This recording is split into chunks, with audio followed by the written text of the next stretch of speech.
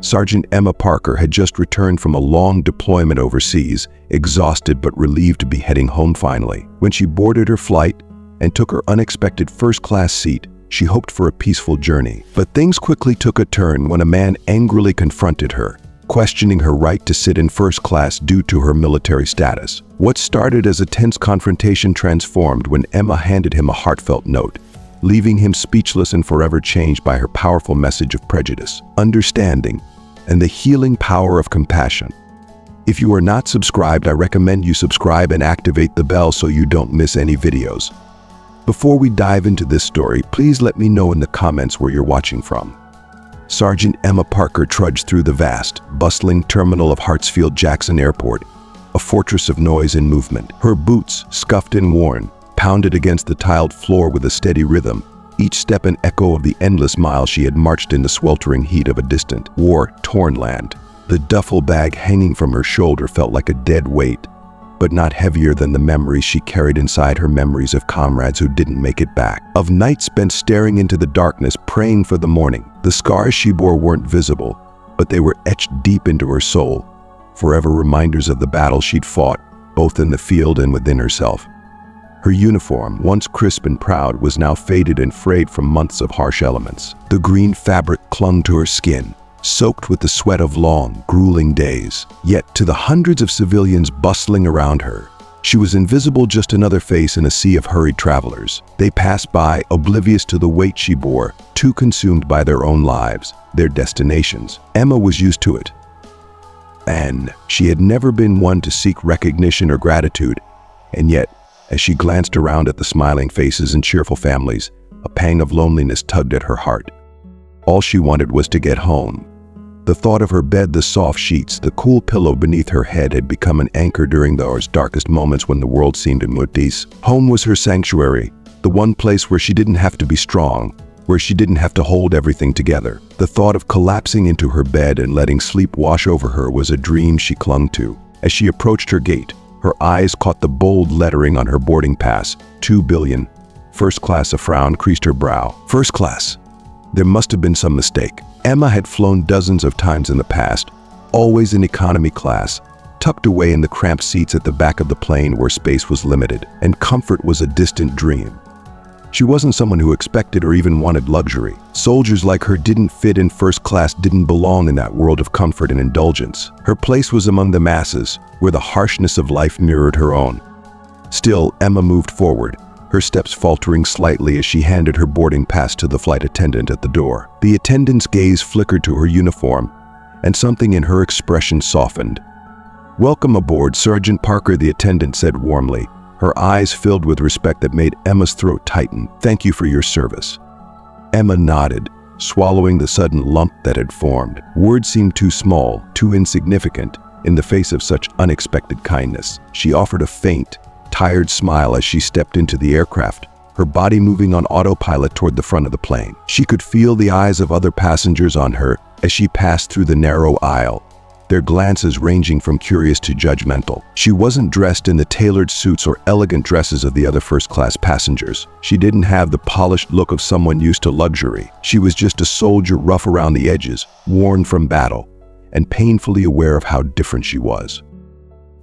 If you're still tuned into this video and find the story inspiring, drop a 1 in the comments to let me know you're still with me. As she settled into the wide, plush seat of 2 billion, Emma felt an odd sense of displacement. The leather seat was soft beneath her, the legroom ample, and the space so open that it made her feel small in comparison. It was a world away from the cramped, rigid seating she was accustomed to, where knees pressed against the back of the seat in front, and personal space was non-existent. Here there was room to breathe, room to stretch out, room to simply be. But it felt strange, foreign, as if she were intruding in a space meant for others, not for her. As the minutes ticked by, passengers continued to board, filling the plane with a steady hum of conversation. Emma watched absently as a man in his mid-50s, dressed in an expensive suit, approached her row. He stopped, glancing at his boarding pass, then at her, a look of disbelief crossing his face. His brows furrowed as his eyes moved over her uniform, the patches, the worn boots. His lips curled slightly in disdain. "Excuse me," he said sharply, his voice loud enough to turn heads. "Are you sure you're supposed to be sitting here?" Emma looked up, startled by the accusation in his tone. Her eyes met his, and she could see the simmering anger behind them. He didn't see her as a soldier, someone who had sacrificed, who had given years of her life to serve her country. He saw her as an intrusion, an unwelcome presence in a space reserved for the wealthy and privileged. The man's posture stiffened, his shoulders squared as if he were preparing for a confrontation. "I think you might be in the wrong seat," he continued, his words dripping with contempt. "This is first class." Emma blinked, stunned by the hostility in his voice. For a moment she considered standing up, apologizing and moving to the back of the plane, where she wouldn't be seen, where she would see. But then something inside her shifted, a quiet resolve born from years of standing her ground in far more dangerous situations. She reached into her pocket and pulled out a folded piece of paper, her fingers trembling slightly as she handed it to the man. He hesitated, glancing at the note before reluctantly unfolding it. His eyes skimmed the words, and as he read, the color drained from his face. Whatever arrogance had been driving his anger evaporated in an instant, replaced by shock, then shame. His mouth opened as if to speak, but no words came out. He simply stood there, speechless, the note hanging limply from his hand. Emma said nothing. She didn't need to. The note spoke for itself. It was a simple gesture, a reminder of the sacrifices made, and the burdens carried by those who serve. And as the man stood there, rooted in place by the weight of his embarrassment, Emma turned her gaze back to the window. Outside, the world moved on, indifferent to the small drama unfolding in first class. But inside, a shift had occurred, a moment of understanding, a reminder that appearances can deceive and that every seat, no matter how luxurious, can be earned through sacrifice. But the brief, fragile peace Emma had managed to find was shattered when a man appeared beside her in the aisle. He was tall, his graying hair meticulously slicked back, his appearance practically screaming entitlement. The expensive suit, the polished shoes, he was someone who expected the world to bend to his will. His face contorted with a mix of irritation and disbelief as he zeroed in on Emma, his gaze dripping with disdain. "Excuse me," he snapped, his voice sharp with annoyance. "I believe you're in the wrong seat." Emma blinked up at him, momentarily thrown off by the unexpected confrontation. "I don't think so," she replied, holding up her boarding pass as proof. "This is 2 billion. It's my seat." The man leaned in closer, eyes narrowing as he scrutinized the pass, as though searching for some mistake. He glanced back at her, a sneer twisting his lips. "This must be some kind of mix-up," he muttered, his tone oozing with condescension. "You're military. You should be back in coach." His words struck Emma like a slap to the face. She had encountered prejudice before, subtle jabs, quiet assumptions, but the sting never seemed to fade. The sudden tightness in her stomach, the heat rising in her cheeks, was all too familiar. She could feel her pulse quicken, but she forced herself to remain composed, to push back the storm of emotions threatening to break free. "I'm sorry, sir," she said, her voice steady but laced with a quiet strength. "But this is the seat that was assigned to me." The man scoffed loudly, his head shaking in disbelief, as if the very notion of her presence in first class was laughable. "Unbelievable," he muttered, casting a glance around, hoping for validation from the other passengers. "You don't belong here." His words hung in the air, heavy and venomous. Emma felt the weight of countless eyes upon her now, the silent judgment, the curiosity, the tension thickening the air. For a fleeting moment, she considered offering to switch seats, just to diffuse the situation, to avoid unwanted attention. She didn't need this scene, not after everything she had been through. But before she could say a word, the flight attendant appeared at the man's side, her professional demeanor unshaken, though her eyes gleamed with firmness. "Is there a problem here?" she asked, her voice polite, but carrying an unmistakable authority. The man wasted no time, his voice growing louder as he recounted the mistake, gesturing towards Emma as if she were an intruder. But the flight attendant simply smiled, unfazed by his theatrics. "Sergeant Parker," she said, turning her attention to Emma, her voice now warm and appreciative, "your seat is indeed in first class. Thank you for your service." Her eyes flicked back to the man, her smile still in place, though her words were now steel beneath the surface. "Sir, your seat is in 4C, just a few rows back." The man's face flushed crimson, the realization dawning on him with crushing embarrassment. His lips parted, but no words came. His pride had been wounded, and there was no recovery from the humiliation he felt in front of a watching audience. Without another word, he huffed and stomped down the aisle, his presence leaving a trail of awkward tension in its wake. Emma exhaled slowly, sinking back into her seat. Though the relief was bittersweet, the tension still lingered in her chest, frustration swirling inside her. But she allowed herself a moment to reflect. The ordeal had shaken her, but as she gazed out the window, watching the busy ground crew preparing the plane for takeoff, she reminded herself of what mattered. She had fought far more terrifying battles and endured far greater hardships. This was just another hurdle, a momentary sting in a lifetime of challenges. And so she closed her eyes, willing herself to breathe through the lingering frustration, to let go of the unfairness of it all. After all, the seat she occupied wasn't just a seat, it was a small, hard-earned slice of peace, a symbol of the sacrifices she and so many others had made. She belonged here, at this moment, in this space, and nothing could take that away from her. As the plane filled up and the flight attendants made their final preparations for takeoff, Emma tried to shake off the incident like a bad dream, but it clung to her, persistent as a shadow, refusing to let go. Even as the engines roared to life and the plane lifted into the sky, climbing above the clouds, she felt the weight of the encounter bearing down on her, a gnawing frustration she couldn't shake. She had come here to escape the heaviness of the world, to find a brief moment of peace, but even thousands of feet above the earth, it seemed she couldn't outrun the harshness of reality. Staring blankly out the window, Emma watched as the world below shrank, the ground transforming into a patchwork of green and brown, distant and unreachable. The hum of the engines filled the cabin, a steady droning sound that should have lulled her a blurred sense of calm. But her mind was racing, spinning with thoughts she had desperately hoped to leave behind. The man's sneering words, his dismissive tone, it all replayed in her head like a bitter refrain she couldn't silence. If you're still tuned into this video and find the story inspiring, drop a 2 in the comments to let me know you're still with me. Emma had faced unimaginable hardships during her military service, grueling days under an unrelenting sun, and freezing nights in the field with nothing but a thin layer of fabric to shield her from the cold. She had led her unit through treacherous terrain, made decisions that weighed heavily on her conscience, and carried the burden of responsibility for the lives of those under her command. She had seen friends fall, watched lives crumble in an instant, and endured more than most people could ever comprehend. And yet, through all of it, she had held on to her pride, a quiet, unshakable pride in her service, knowing that she had played a part in defending the very freedoms that others enjoyed without a second thought.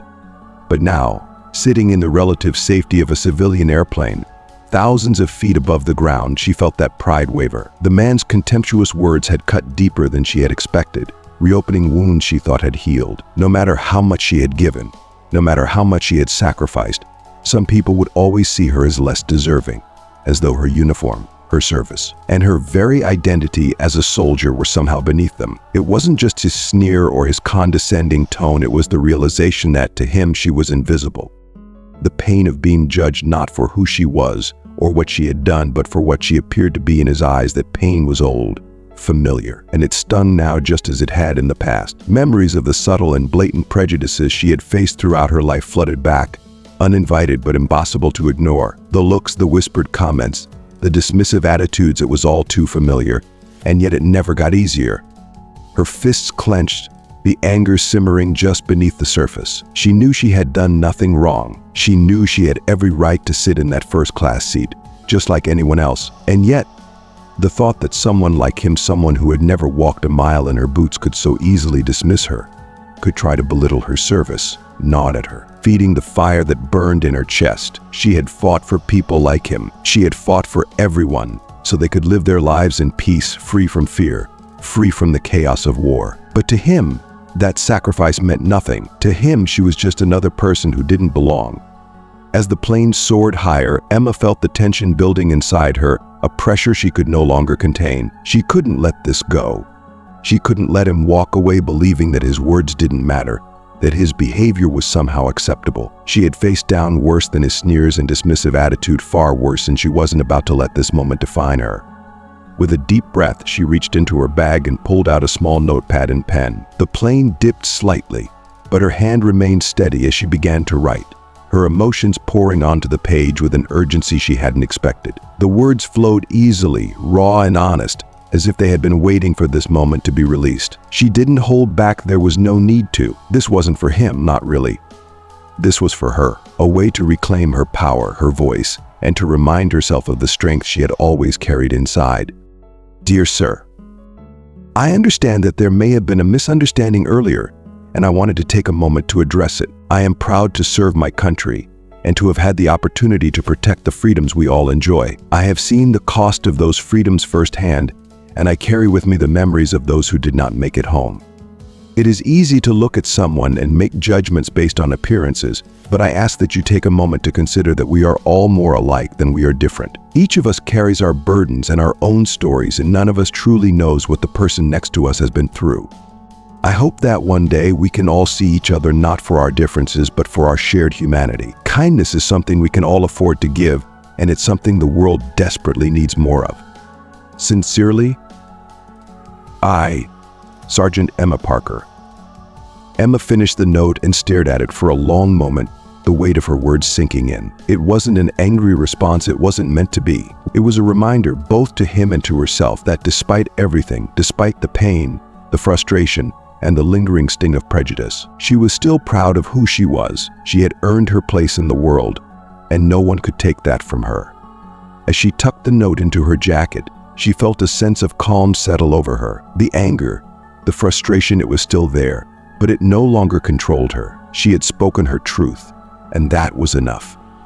Emma's heart skipped a beat as she looked at Greg, the man who had been so dismissive and hostile earlier, now standing before her with a vulnerability she hadn't expected. She hadn't anticipated an apology, let alone an admission of something so personal. The hostility in his eyes had been replaced with a sorrow that cut deeper than any words he had spoken. For a moment, the cabin noise around them seemed to fade. Passengers shuffled out of their seats, eager to disembark. But Emma remained seated, focused on Greg as he stood awkwardly beside her. His eyes were misty, his hands fidgeting as if unsure what to do with them. The truth behind his earlier outburst now lay between them like an open wound. "I'm sorry about your brother," Emma said softly, her voice filled with empathy. "I can't imagine how hard that must have been for you." Greg nodded, swallowing hard. "It was. He was my hero. When he died, I didn't just lose him, I lost a part of myself. Seeing you in that uniform brought back all the grief and anger I've been holding on to, and I lashed out. It wasn't fair to you. It wasn't right." Emma's heart ached for him, understanding now that his anger wasn't just directed at her, but at a deeper, unresolved pain. She had seen it before: soldiers carrying the weight of loss, civilians who didn't know how to process their grief. It was easier to project that pain onto others than to face the depth of it head-on. "Grief has a way of sneaking up on us when we least expect it," she said gently, her eyes meeting his. "But it doesn't give us the right to hurt others. You're right, your assumptions were unfair, but I appreciate that you're willing to admit that." Greg let out a long breath, the tension easing from his shoulders. "I've been angry for so long, and I didn't even realize how much it was affecting me until today. You didn't deserve any of that. And thank you for your service.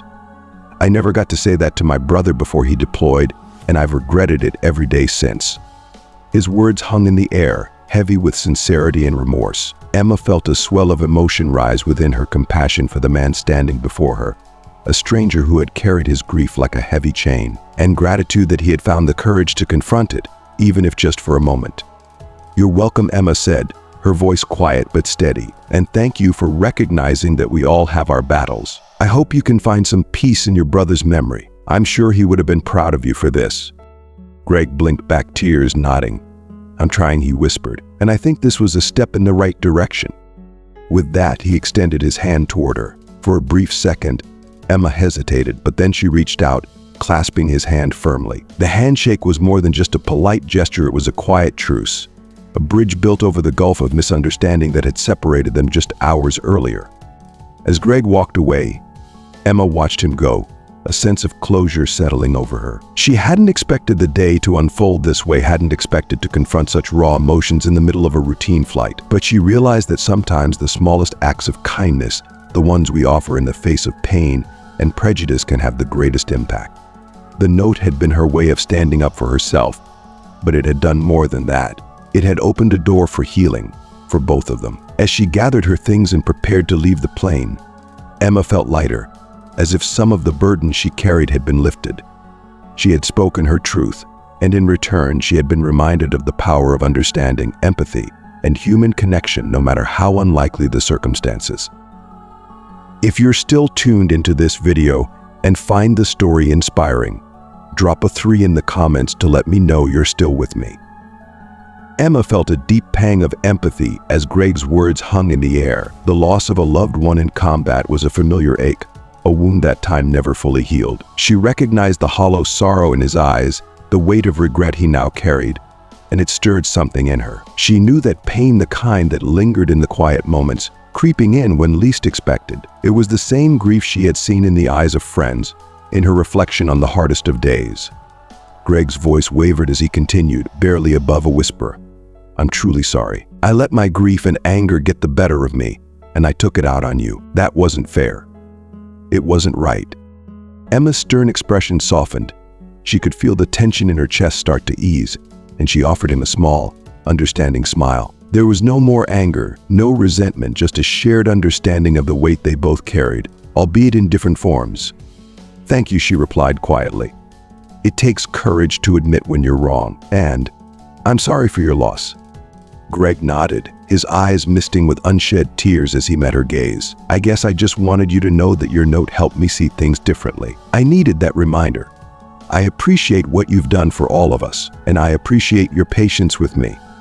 For a moment, silence stretched between them, but it wasn't uncomfortable. It was a silence filled with mutual recognition, a quiet acknowledgement that grief manifests in unexpected ways, and sometimes all it takes is a small act of kindness to open the door to healing. Greg stood there for a second longer, hesitating as if searching for the right way to end this encounter that had so drastically shifted. Finally, he reached into his jacket pocket and pulled out a business card. He held it out to Emma, his hand slightly trembling. "If you ever need anything, don't hesitate to reach out," he said, his voice gentler now. "And please, take care of yourself." Emma accepted the card with a nod, tucking it carefully into her bag. "Thank you, Greg. I will. And you take care of yourself too." With one last shared glance, Greg turned and walked away, merging into the flow of passengers leaving the plane. Emma watched him go, a sense of quiet closure settling over her. What had begun as a moment of hostility had transformed into something far deeper, a connection built on understanding, loss, and the willingness to bridge the gap between strangers.